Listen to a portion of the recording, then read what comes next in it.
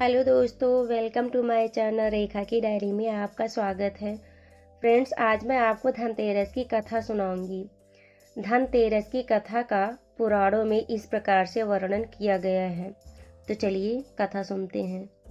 एक समय यमराज ने अपने दूतों से पूछा कि क्या कभी तुम्हें प्राणियों के प्राण का हरण करते समय किसी पर दया भी आई है?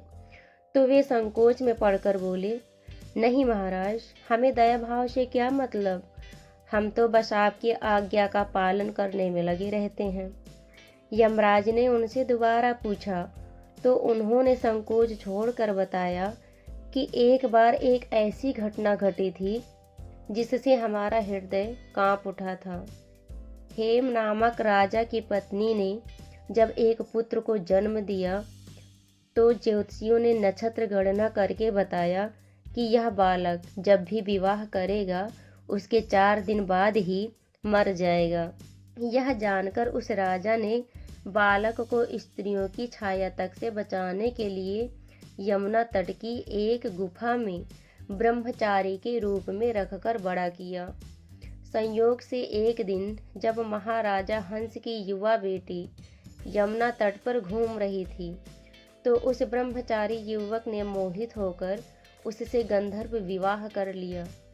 चौथा दिन पूरा होते ही वह राजकुमार मर गया। अपने पति की मृत्यु देखकर उसकी पत्नी बिलख बिलख कर रोने लगी। उस नवविवाहिता का करुण विलाप सुनकर हमारा हृदय भी कांप उठा। हमने जीवन में कभी भी ऐसी सुंदर जोड़ी नहीं देखी थी। वे दोनों साक्षात कामदेव व रति के अवतार मालूम होते थे। उस राजकुमार के प्राण हरण करते समय हमारे आंसू नहीं रुक रहे थे। यह सुनकर यमराज ने कहा, क्या करें, विधि के विधानानुसार उसकी मर्यादा निभाकर हमें ऐसे अप्रिय कार्य करने ही पड़ते हैं। क्या अकाल मृत्यु से बचने का कोई उपाय नहीं है? एक यमदूत ने उत्सुकतावश पूछा। यमराज बोले, हाँ, उपाय तो है।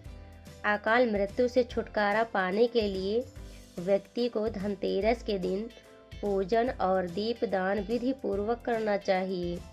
जहाँ यह पूजन होता है वहाँ अकाल मृत्यु का भय नहीं सताता। कहते हैं कि तभी से धनतेरस के दिन यमराज के पूजन के पश्चात दीपदान करने की परंपरा प्रचलित हो गई। तो दोस्तों, आपको यह कथा कैसी लगी कमेंट करके ज़रूर बताएं। धन्यवाद।